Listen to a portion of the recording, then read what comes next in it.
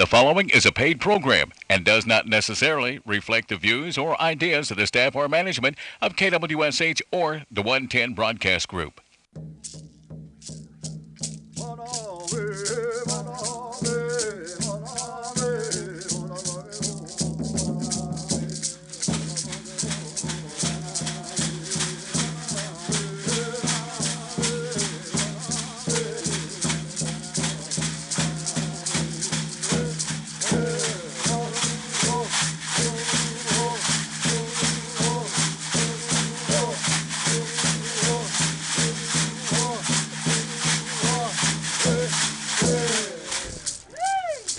History. Childhood difficult Osbo White Killer here. 5 minutes late. No, actually looking at the clock, I'm 6 minutes late. 6 minutes late. Man, that's been the theme for this last week for yours truly. Just really been rolling and going, but lost my military bearing, and yeah, I was been a little bit late this week. But you know what? That means we're getting rested, ready for the next push. Good things out there happening. Good thing that we're happening today is I've got a in-studio guest, my neighbor, if you will. We share the same building, the old ASAP building located just south of the Pink Laundry. It's now the housing for the Tsno O'Malley program. Got Tsno O'Malley coordinator DANITA HARJO in studio with me. Good morning. Good morning. And she's going to help me read some of this. It was one of those times I said, "Hey, you, come, let's go do this." And sounds like fun, but you know, she's really accepted the challenge, and it's really not a challenge. You're just going to listen to us talk the rest of the next 30 minutes, so bear with us. You're going to hear some of our conversations. So every now and then you get a or I know, dang, something like that. So just bear with us and enjoy. We got some news, information, and also want to update a little bit about what's going on in Tsno O'Malley program world. And along with last night, we had DANITA is also the band chief for the Tom Palmer band. So we're going to be talking a little bit about some of the information that was put out last night. And we hope that if you have any questions or comments, just hit us up on Seminole Nation Media or SeminoleNationMedia@gmail.com. Or call us at 405-382-1010, and maybe we can answer it through the communications department for you. But how's everything going this morning, DANITA? Good. Yeah. Are you nervous? Yeah. No. When my glasses start fogging up. I got to tell you this. This is one of the cool things. One of our conversations. DANITA has recently. We both wear our glasses, and DANITA got some stylish glasses. And I'm really kind of envious of her. Today she's wearing blue. Whole latte. Huh? Yeah. And she's got color coordinated, and she's that fashion champion there at our building. But we also have one. What's that fun color I always like? It's just a multicolored lens. Kind of a rainbow. Rainbow color, yeah. And she just comes. It goes with everything. It does. It does. She's really bringing out the Versace of Seminole County. Cat eye. No. Yeah, so she's bringing it. But we'll talk with her here in a little bit and see how things are going. But sound like they're going well. All right. This morning we have some prayer requests that were given to us. I want to thank Claire and Dee, who's also housed with us there at the old ASAP program building. We're going to have to come up with a new name for that building. I'm not really sure. If any of your listeners out there have a new name for our building, old ASAP building is what it's currently called. We just want to call it something else. Hit us up. We're looking for suggestions. But the ASAP has moved to the West Wrangler Boulevard, right there by the Seminole State College. So just kind of want to get that out there. But we did receive some prayer requests today, and I'd like to share that with you. And just remember, prayer requested for the Franks families, the Leandra Wind family, Margaret Buck family, and Desiree Larney family. And with all these families and those that are going through hard times and those that are going through good times, we just lift everybody up at this time with a moment of silence.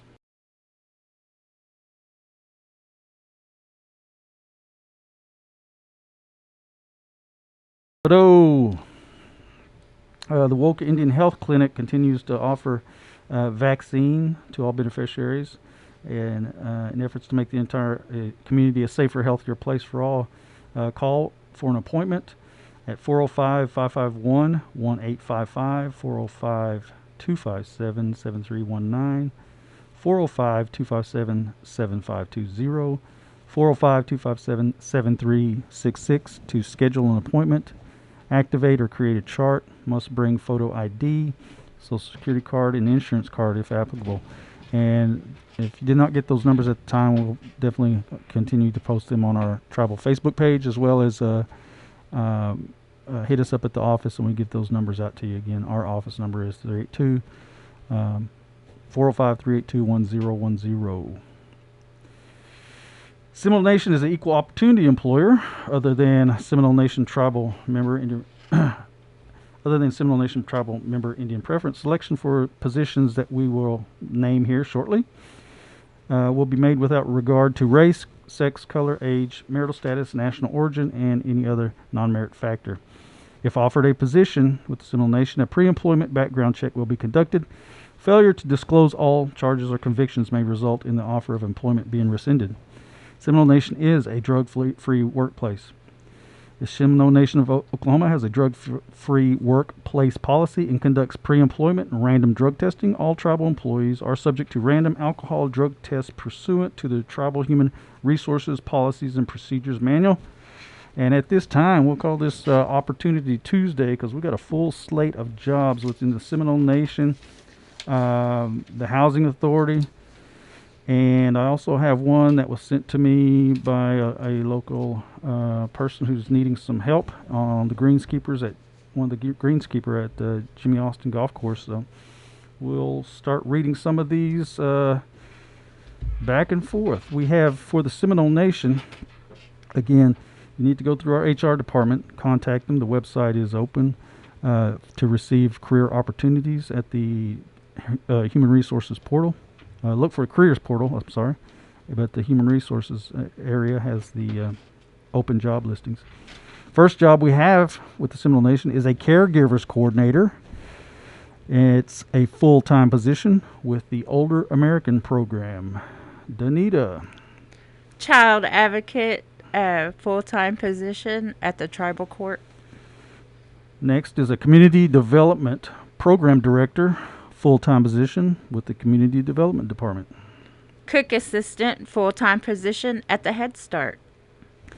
Court bailiff with a full-time position with the tribal court. Election board secretary clerk, part-time position, executive office.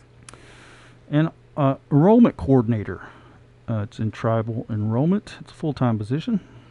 Family service worker, full-time, Head Start. Head Start director, full-time with the Head Start program. Head Start teacher, full-time with the Head Start. Heavy equipment operator. It's a full-time position with the Community Development Program. Lead cook, mission center, full-time, Head Start. Go ahead, take that last one. Tribal Veterans Service Officer, full-time, Tribal Veterans Services. All right. What was your first job? What was the very first job you ever had, DANITA? Very first job. Yeah, paying job. Mm-hmm. Actual paid job. I was like a babysitter, nanny / and it carried me all the way from the time I was like in junior high until I graduated high school. Maybe Really? my first year in college. Wow.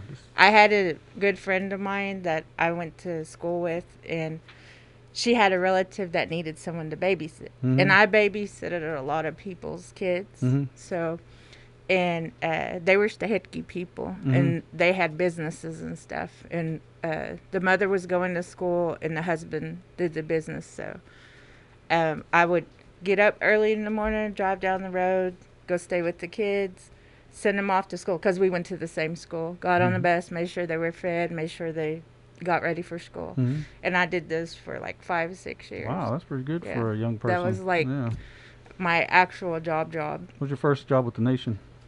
My first job with the nation, actual job, probably would be working in communications. Really? Yeah. Yeah. Back in the day, I Yeah, remember. yeah. Okay. I worked with Jeff Harjo. Yeah. Yeah. All right. Yeah. Good deal. Did you ever work summer youth program? Did you ever work with summer youth? I worked for the state JTPA. Oh, I okay. didn't really work for Okay. Seminole Nation. I say that because Danita's sister Regina, who worked at the Nation as a receptionist for many years, her and I came up through the ranks through those days. I used to tease her because she sure was into that funk music back in the 80s. Yeah, Regina was pretty funky back then. All right. Yeah, I know, it's pretty funky. Gotcha. Hey, all right, we got that. Also have some job listings here with the Housing Authority. I want to share with you. We got these from D. Johnson. I only have 2 right now. I'll definitely put the other 2 out as we go on. I have to pull it up. But the Housing Authority of Seminole, Oklahoma. You can submit all your information to the HASNOC, attention D. Johnson at P.O. Box 1493. They're located at 101 South Hidgety in Wewoka, Oklahoma. And their number there for any of these jobs you can contact them with. The number is 405-257-6604. That's 405-257-6604. And these jobs will be listed on the HASNOC website. If you're on the computer, you can locate HASNOC and they'll have these up as well. But the first job we have is the procurement specialist. Procurement specialist is responsible for overseeing all of HASNOC's procurement activities. This includes all supplies, materials, equipment, and contracted services. Procurement specialists will promote competition in contacting and ensuring that purchase actions are in full compliance with federal, state, local standards and regulations. A minimum of 2 years working experience in a purchasing, accounting, finance, or a closely related field is required. An application for employment can be found at hasnoc.org. That's their website. Hasnoc, HASNOK.org. So you can submit your application, resume, and a copy of your valid driver's license. Applicant will be subject to a background and drug screen. What you got, Danita? Maintenance Mechanic B. Incumbent will perform a variety of maintenance and repair functions at the level of an ordinary skilled mechanic in or more of the crafts or trade. Incumbent is capable of performing duties in his craft or trade without supervision and has sufficient working knowledge of all maintenance crafts and trades to perform these duties with minimal supervision. Okay. Gotcha. Let me see if I got to pull these up real quick. And again, D, I'm sorry if I... Oh, here it is. Okay. Finance officer. Finance officer is responsible for the administration and oversight of all financial transaction records, accounting, and preparation of financial reports, cost analysis, and financial projections and budgeting. Knowledge of NAHASDA and HUD guidelines preferred. Must have at least a bachelor's degree or have a minimum of 5 years professional accounting experience.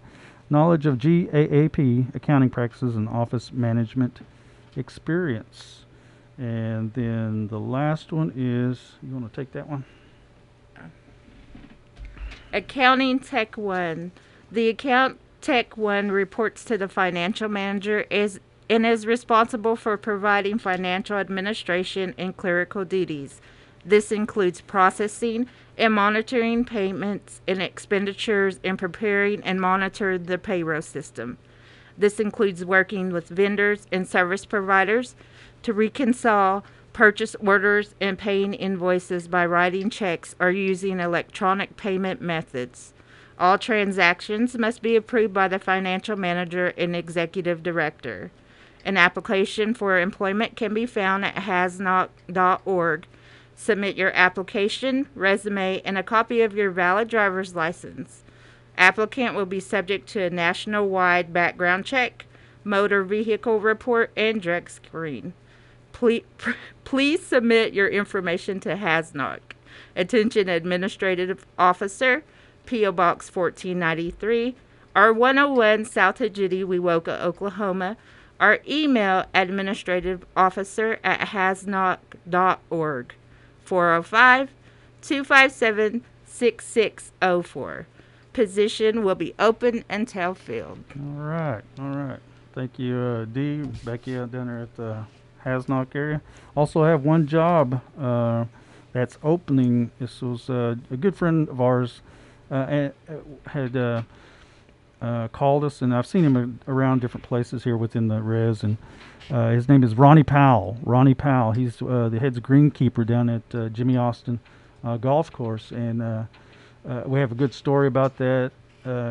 He's got an employee down there that has definitely made a hand for him down there, and you may remember him. I'm just going to share his story because it's really inspiring. But the guy that used to spin in front of, I think it was Sun Loan Company here in Seminole. I think it's New Galen Fixco.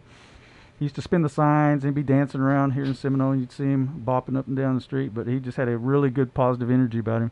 Well, he came by our old office one time a few years back, and just fate would have it. There was a job opening, and a gentleman. He was introduced to Galen, and Ronnie took him in and took him under his wing, and he's been there ever since, and he's been one of the top workers for Ronnie.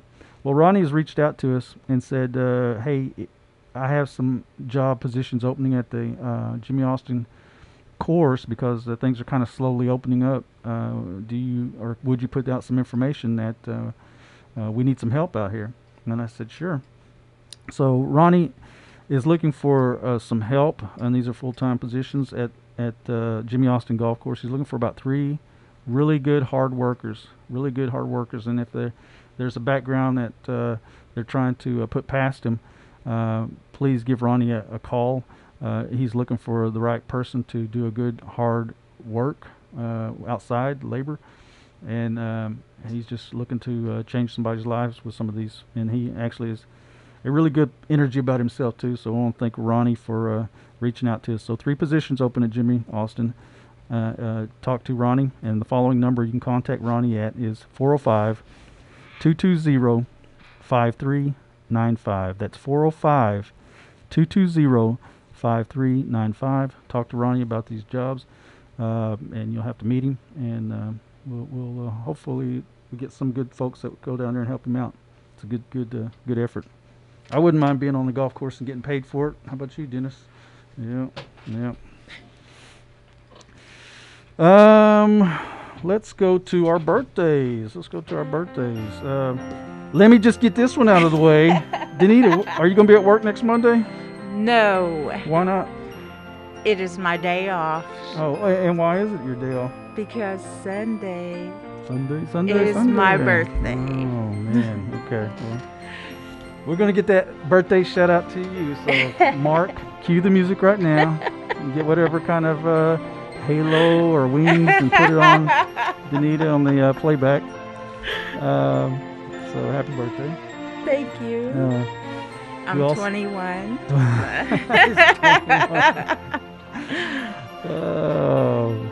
Oh, to be 21. Happy birthday shout outs to Mahaya Charcoal, Allison Yellowfish, Amy Harjosi, Yana Davis Walker, my city manager buddy, LD Donna Ann Wads. That's what you were known for. I'm not sure what your real name is, but happy birthday, LD Donna Ann Wads, and Lena Buck, Brenda Cloud, Linnell Kroll, Daniel Cully, Susan Fixco, Francis George Joshua Tiger, Wathima Harjo Porus, Tony Saplehoodle, Shannon Jones, our buddies at Intertribal On Air Radio, Lucy Martley Durant, Jackson Yerby, Brandon Harjo, Michaela Martley, Erica Dawn Dickerson, Lavina Cully Stick, Brian Williams from Bowlegs, Jamie McCain from Yeager, Frank West, Keisha Lindsay, Kevin Hardiman downtown, Fanny Harjo, Yeah. Yep. Amber McDaniel Comachit, I got your office now.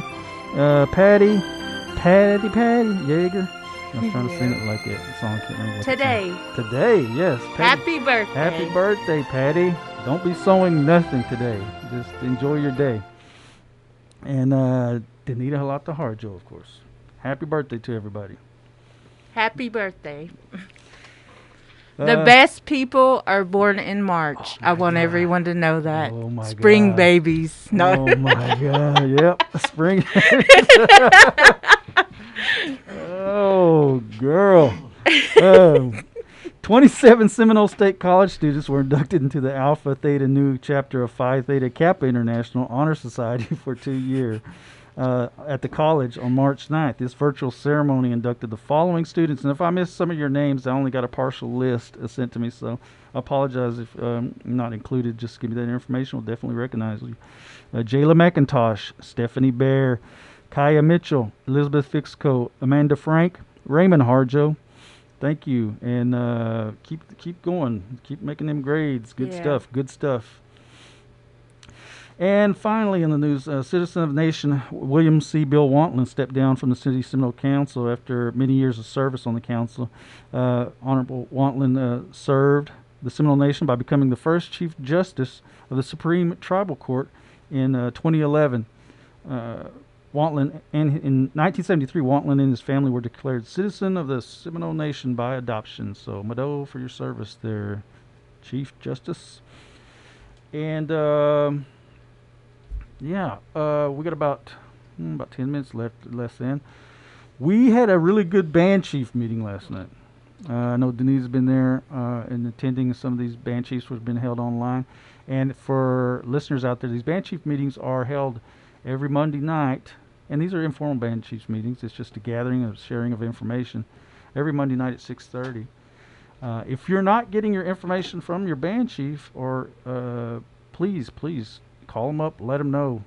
Just to say, hey, what do you hear? And because what we're trying to do is continue to shape and mold information pushed from top down, and then bottom up too on the listening end.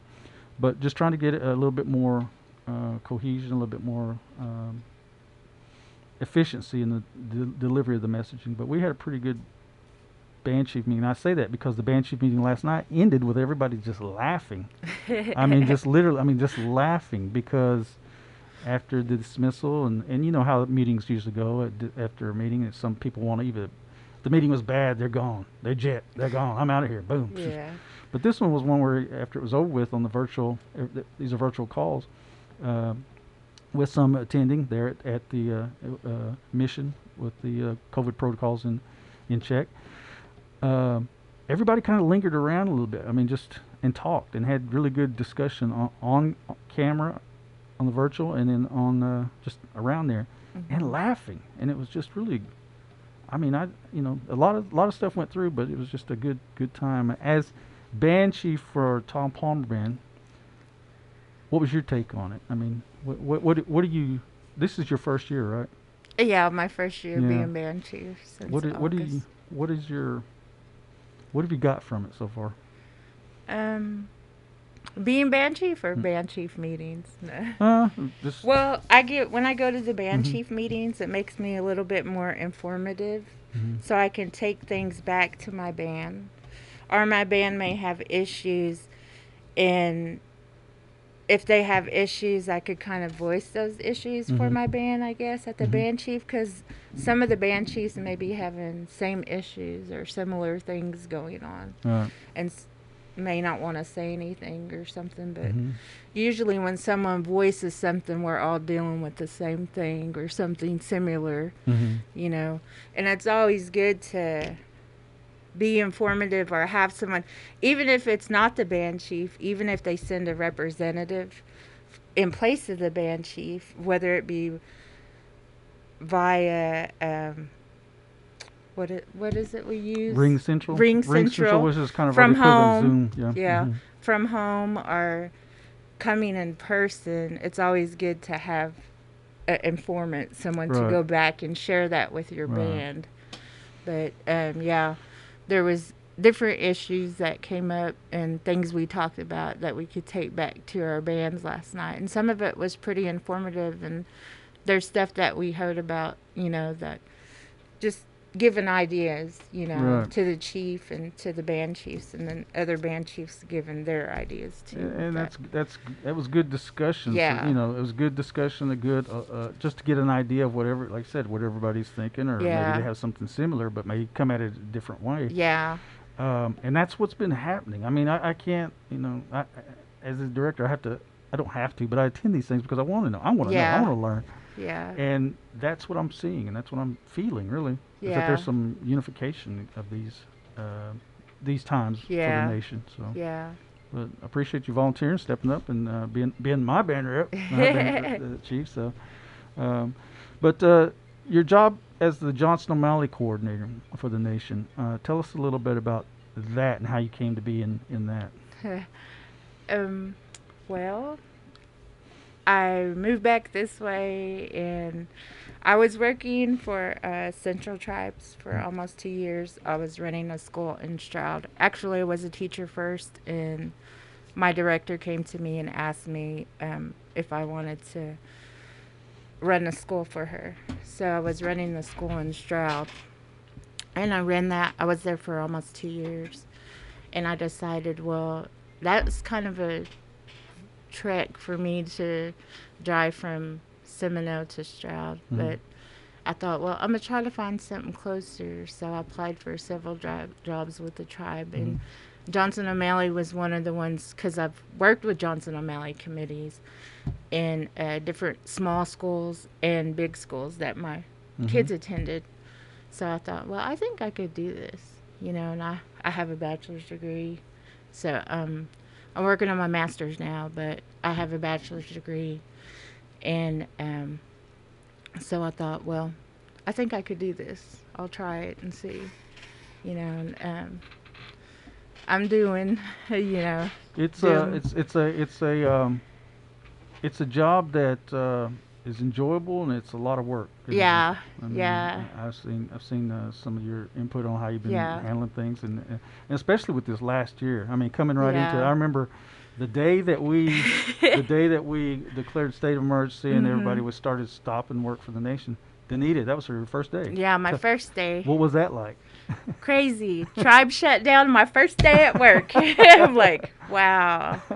I'm getting a billion calls. What are we going to do? How I need a laptop for my child, or they need this. A lot of the schools started providing stuff, Right.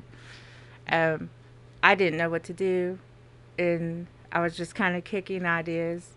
And now I'm slowly, most of my schools provided, and I know with the COVID funding, students were able to get, Right. pay for internet or Had get, some relief a little yeah, bit. get things they needed, or add to what they already had. So, but I'm kind of trying to pull different ideas into now of kind of trying to make things smoother, because it's like it all just came at once. No one was prepared for. What have you learned from the last year? How to be patient. No, seriously. Yeah. Patience is not a virtue I have, but in anything, I mean, you would think I am patient as an educator. I'm patient, but just patient in general. I look at the last year, it's kind of taught me how to have a little bit more patience. What is your vision going forward now that we're kind of seeing a little bit of the light, seeing a little bit of the positiveness of not only the nation but of the COVID experience in itself? I mean, it's impacted all of us. But what is your vision going forward as a coordinator? I have a lot of ideas that I'm kicking around. That there's a lot of different things I want to do, and I know that I may not have some of the things I want to do. I may not have the funding for, but I know that I can go different areas and get that, and get help. But there's other ideas, like I've had, like just little issues with, I know a lot of the kids went virtual, and parents or guardians need help, especially the older ones, because, computer and technology, a lot of people's not too savvy in that, there's things that I'm not real savvy in either, but I'm learning, and but I kind of wanted to kick around different ideas of helping our people, being able to help their children, or the children they care for, or their grandchildren. If they're not able to do something, they can help. If the student's not able, say their younger child and, you know, their guardian could be able to help them when Right. they're doing assignments and they can understand stuff. So, Well, I mean, that's good. I mean, it's a good thing to help one another out, especially with this technology. Yeah. It's frustrating at times for some of our yeah. older folks, and even myself. You know, there's times when Yeah. I just want to just put it away for a little bit, but to help each other out Yeah. is how we're kind of. I'm gonna bring it back around to the banshees to help each other out. You know, Yeah. and that brings about a good sense of unity and compassion. So Yeah. it's only go get things done. And just, I don't know, just always be kind to people, you know, anybody, even the kids, you know, just give them encouragement, Mm-hmm. you know. A little encouragement goes a long way. Yeah. Yeah. Well, Danita, I'm going to go ahead and wrap this up, and I'm encouraged by you here because it's National Women's Month, you know. We just lift you up for what you're doing. And all the moms, aunties, grandmas, and sisters, and great-grandmas, and everybody else that's out there, we just lift you up, hope dog. And so just thank you for coming today. Now let's go back and drink some more coffee. And all those spring babies. No, I'm going to keep saying that. Oh, is it Friday yet? Oh, man. Dawn with the. Hey, I'm going to give a shout out to our Seminole Nation language program. If you get a chance, folks out there, check them out. Today is day 2 of their spring break. It's a break from your spring break. Yesterday they talked about the creation story, clans, and more. Check them out on the Seminole Nation Language Program Facebook page, and we'll have it up on YouTube later. But there, Jeremy, Delaney, and even Jeremy's daughter, she's going to be the new breakout star on this. So you get a chance, check it out. Seminole Nation Language Program, Seminole Nation Language Program, Seminole Nation Language Program. And David Franklin, Historic Preservation Office folk, shout out to you guys there out in Holdenville, a new museum opening. Some more stuff happening. A lot of stuff happening in Seminole Nation. Proud to be Seminole, humbled to be Seminole. And again, muddo to you and our listeners out there. Hadam Chihi Chaflis.